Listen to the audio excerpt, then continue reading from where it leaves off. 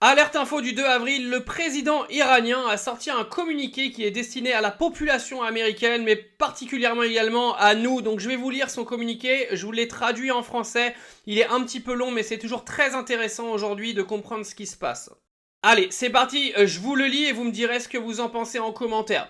Au peuple des États-Unis d'Amérique et à tous ceux qui, au milieu d'un flot de distorsions et de récits fabriqués, continuent de chercher la vérité et aspirent à une vie meilleure. L'Iran, par son nom même, son caractère et son identité, est l'une des plus anciennes civilisations continues de l'histoire humaine. Malgré ses avantages historiques et géographiques, à différentes époques, l'Iran n'a jamais, dans son histoire moderne, choisi la voie de l'agression, de l'expansion, du colonialisme ou de la domination. Donc ça, c'est un message clairement destiné à Israël. Même après avoir subi occupation, invasion et pression prolongée de la part des puissances mondiales et malgré une supériorité militaire sur nombre de ses voisins, l'Iran n'a jamais déclenché de guerre. En revanche, il a résolument et courageusement repoussé ceux qui l'ont attaqué. Donc clairement, ce qui est en train de se passer en ce moment avec les États-Unis. Le peuple iranien ne nourrit aucune hostilité envers les autres nations, y compris les peuples d'Amérique, d'Europe ou des pays voisins.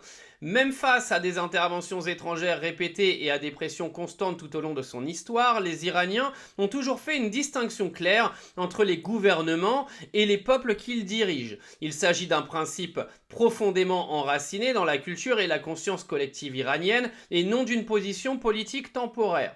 Pour cette raison, présenter l'Iran comme une menace ne correspond ni à la réalité historique, ni aux faits observables actuels. Une telle perception est le produit de logiques politiques et économiques des puissants, de besoin de fabriquer un ennemi pour justifier des pressions, maintenir une domination militaire, soutenir l'industrie de l'armement et contrôler des marchés stratégiques. Dans un tel environnement, si une menace n'existe pas, elle est inventée. Jusque-là, alors ça c'est un texte, c'est pas fini, qui est destiné à la population américaine. Je le trouve très clair et très réel au final. C'est facile d'inventer aujourd'hui des excuses pour aller créer des guerres. Dans ce même cadre, les États-Unis ont concentré le plus grand nombre de leurs forces, bases et capacités militaires autour de l'Iran, un pays qui, au moins depuis la fondation des États-Unis, n'a jamais initié de guerre. Les récentes agressions américaines lancées depuis ces bases montrent à quel point une telle présence militaire peut être menaçante. Réalité. Et c'est clairement pour ça que l'Iran a bombardé toutes les bases militaires américaines une fois que les Américains les ont bombardées fin février. Naturellement, aucun pays confronté à de telles conditions ne renoncerait à renforcer ses capacités de défense. Ce que l'Iran a fait et continue de faire constitue une réponse mesurée, fondée sur la légitime défense et en aucun cas une initiation à la guerre ou à l'agression. Donc là, le message il est assez clair, on vient nous expliquer que l'Iran est en train de fabriquer du nucléaire pour anéantir Israël, pour anéantir ses voisins. Lui, le président iranien, il vient expliquer que l'Iran, jusqu'à l'heure d'aujourd'hui, n'a jamais provoqué aucune guerre et que l'armement qu'il construit est clairement en cas de défense, donc en cas de légitime défense. Les relations entre l'Iran et les États-Unis n'étaient pas à l'origine hostiles et les premiers échanges entre les peuples iraniens et américains n'étaient pas marqués par l'hostilité jusqu'au coup d'État de 1953, une intervention militaire américaine illégale. Ce tournant visait à empêcher la nationalisation des ressources iraniennes. Ce coup d'État a perturbé le processus démocratique de l'Iran, réinstallé une dictature et semé une profonde méfiance envers les politiques américaines. Cette méfiance s'est encore renforcée avec le soutien des États-Unis au régime du Shah, leur appui à Saddam Hussein durant la guerre imposée des années 80, l'imposition des sanctions les plus longues et les plus complètes de l'histoire moderne et finalement des agressions militaires non provoquées à 2 reprises en pleine période de négociation. Pourtant, toutes ces pressions n'ont pas affaibli l'Iran. Au contraire, le pays s'est renforcé dans de nombreux domaines, le taux d'alphabétisation a triplé, l'enseignement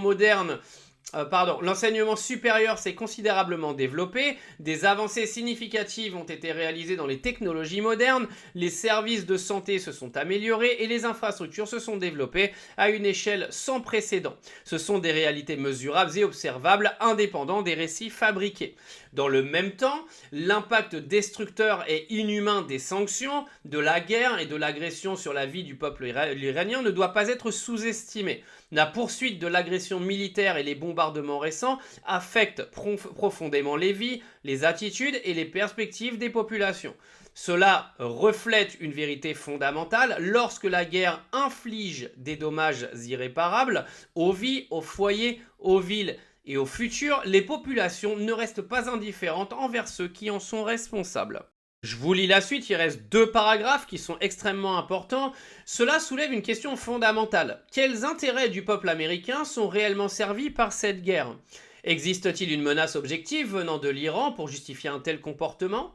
Le massacre d'enfants innocents, la destruction d'installations pharmaceutiques dédiées au traitement du cancer, ou les déclarations visant à ramener un pays à l'âge de pierre servent-ils un quelconque objectif autre que de détériorer davantage la position des États-Unis dans le monde? C'est vrai que les déclarations de Donald Trump sont tellement ridicules qu'on ne sait pas à quoi ça sert vraiment.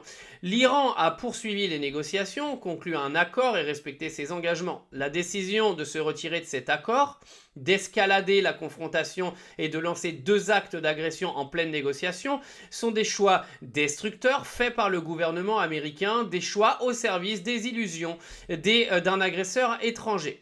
Attaquer les infrastructures vitales de l'Iran, notamment les installations énergétiques et industrielles, cible directement le peuple iranien. Au-delà du fait que de tels actes peuvent constituer des crimes de guerre, ils ont des conséquences qui dépassent largement les frontières iraniennes. Ils génèrent de l'instabilité, augmentent les coûts humains et économiques et entretiennent des cycles de tension durables. Ce n'est pas une démonstration de force, mais un signe de confusion stratégique et d'incapacité à atteindre une solution durable. N'est-il pas également possible que l'Amérique soit entrée dans cette agression comme un proxy d'Israël, influencé et manipulé par ce régime? C'est la question qu'on se pose tous, je pense qu'on a tous la réponse.